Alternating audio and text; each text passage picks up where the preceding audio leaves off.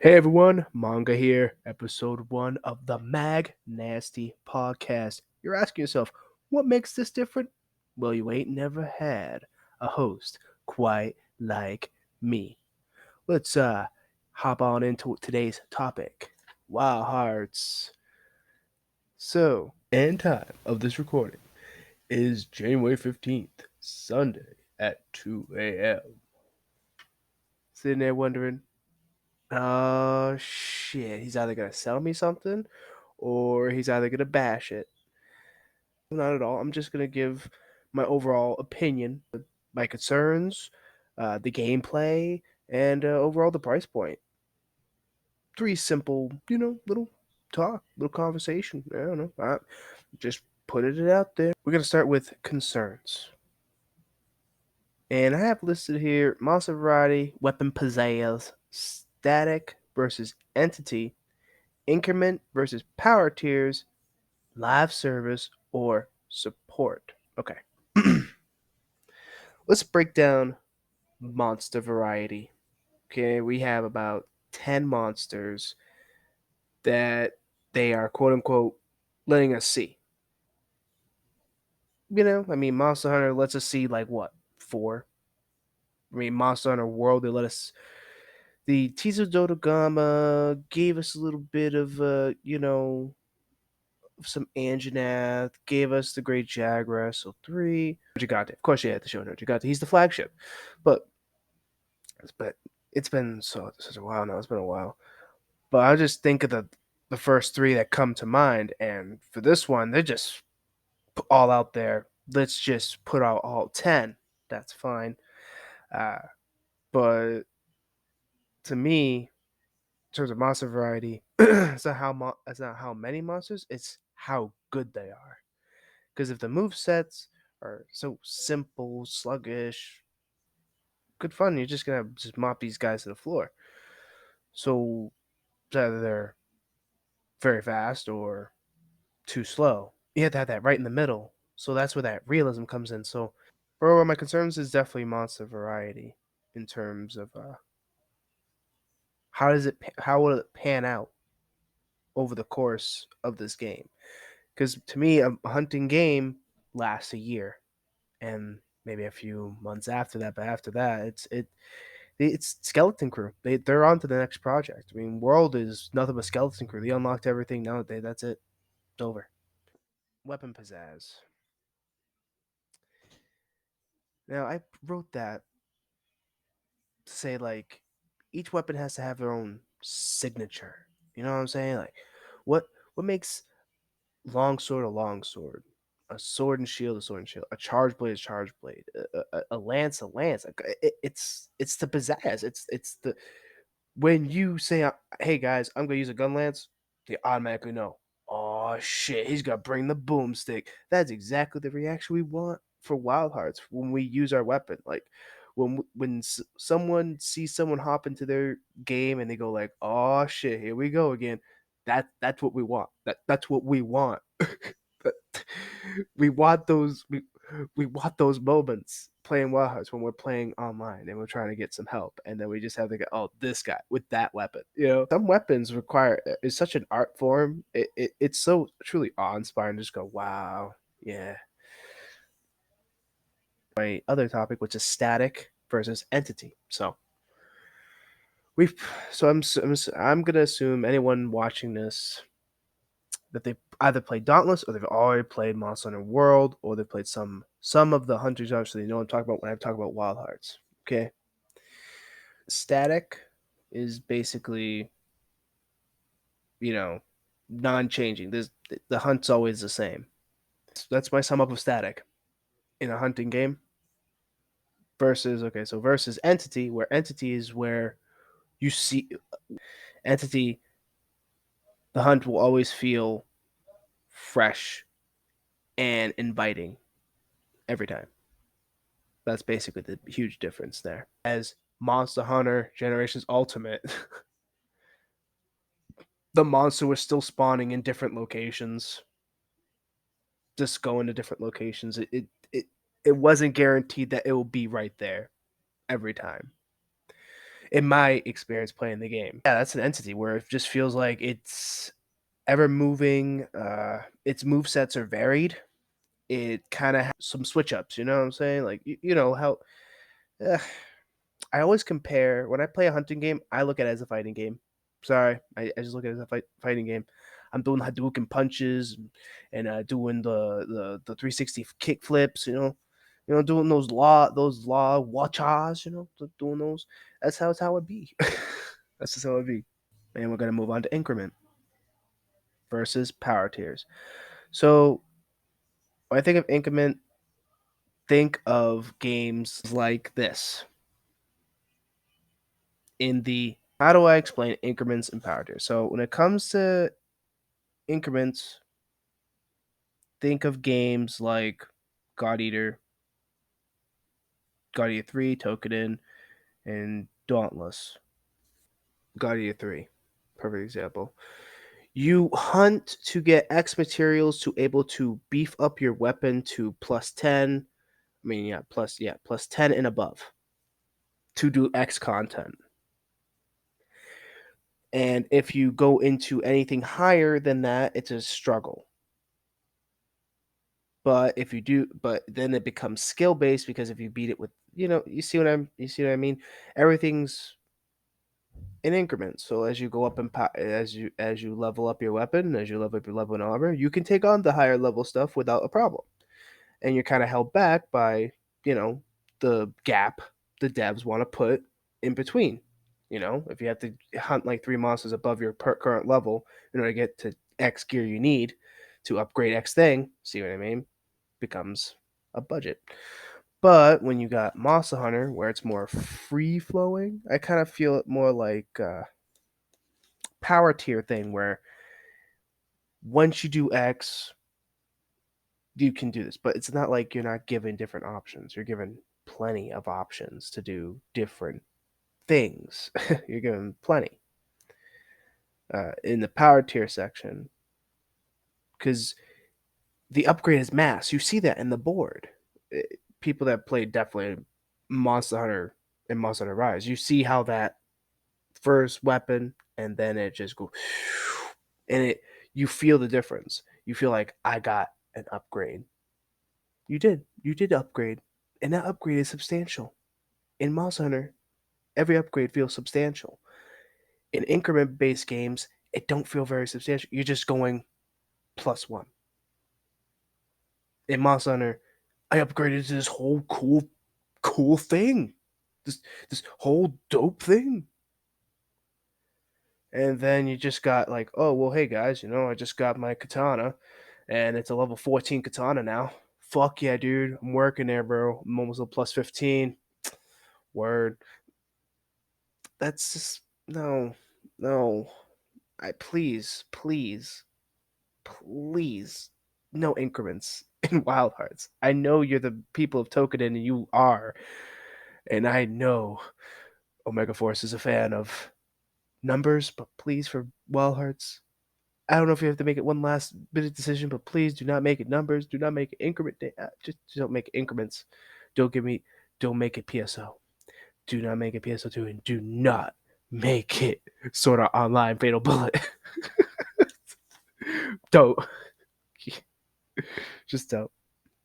My next concern regards live service or support. Now, the difference is definitely, well, you see AA, you see dollar signs when it comes to that live service. And then support is what you see with Monster Hunter, where they're just doing content just to keep the game going. No, it's not funding them or nothing. It's just they just feel like doing it. They just want to do it. The musical packs, I like the music packs a lot. Those are really cool. And then yeah, you work from there. Anyway, working back around here with EA on their publishing thing, the games either get a live service or a support. And I hope to goodness that if Koei Tecmo is completely honest and he say in Omega Force says that EA is giving him complete freedom to, you know, do be creative, then power to him. I hope they then it better be support. And I better not have live servers. I better not see battle pass. I better not see a goddamn a fucking store with a different type of currency to I better not see it. I better not see it. I will lose my shit. And my final concern is difficulty. So, in terms of difficulty, it's either the monster is going to feel a little bit more fleshed out, might have, you know, a few animations, perhaps. If you do a big enough damage, you can get like stuttered or whatever. But in the gameplay, they did show some of that, so I'm kind of excited. Who knows? Who knows? In terms of difficulty, it's very early. Rock skips away, but let's be for real here. It's it's the beginning, guys. It's the beginning of a whole new year, and Wild Hearts is actually going up to the bat to show off what the new box can do. Here's to it. Gameplay. Overall, I like the new sense of fresh air. Traversal and traps, hashtag Katakuri, seem like quite the dungeon defender experience. Sometimes in the advertising, I can see Breath of the Wild, hashtag Link. The environment, though, the flowery presentation kind of leaves me to disconnect on the story, but that's just me. In weapon gameplay, I've seen around other creators, Katana and Umbrella, seem flat, but that's from me playing Monster Hunter World and Rise, so I'm spoiled. So I guess having a more bare bone hunting experience may be good for me in my growth as a hunter in the genre. New stuff? Building. Just hearing that term gives me Fortnite PTSD. We all know the first channel things will be, can you beat Wild Hearts without building Katakuri? Hashtag no. The true question is Katakuri, a gimmick or a feature? I hope it's a gimmick. We saw in Monster Hunter World how a gimmick becoming a feature can kill the vibe. Some people, how they view the Clutch Claw is that the gimmick became the feature, thus losing the game's overall luster. If you can, I find myself wondering how big are these worlds they want us to explore, requiring the traversal tools, towers, and many traps. So that beckons the idea. Luring mechanics? Moving on. Now, circle around to my final point of this whole podcast, the price point. The price point to me is, well, I know games are getting more expensive. I know we're getting a $10, $20 bump across the board here. All across the board here. So, but the value ratio makes no sense to me. Okay, so we got the standard edition, which is the $69.99, and the pre-order bonus is only available till February 16th. And just so you know, after that, the pre-order bonus goes away until they want to sell it back in the store for later, mostly within the 3-4 months after release. Those will become available as little cosmetics. But anyway, but what you get is pre-order, you get one emote, 5 stickers, hashtag Monster Hunter, and then we move on to the Big Beastie Boy, which I think a lot of people probably stay away from this. If you do get it, man, I gotta know, what's the armor like? Like, I can't drop like $90 on a hunting game where they give such meager rewards. I mean, this is so, like, to me. I mean, on top of the pre-order bonus, obviously. But if you get this $90 edition here, you get 2 armor sets. One's called Samurai, one's called Ninja. Get one decoration. I think that's to hint at housing. If player housing has no value, then no one's not gonna really use it. It'll be a cool feature, sure, but at least in World and in Rise, the they meant something. You can marvel at it. Having this lantern as a decoration in your house, saying, "Oh, I paid $80, thanks," doesn't really scream a lot to me. And then you get 3 additional emotes, which once again, I don't know how I don't see the $30. I just do not see the $30 value. I just don't. I just do not see it. I just do not see it. I just can't. Like, say as you may, like I think they should have just stayed at they should just did a base version of the game. I'm trying to think like objectively.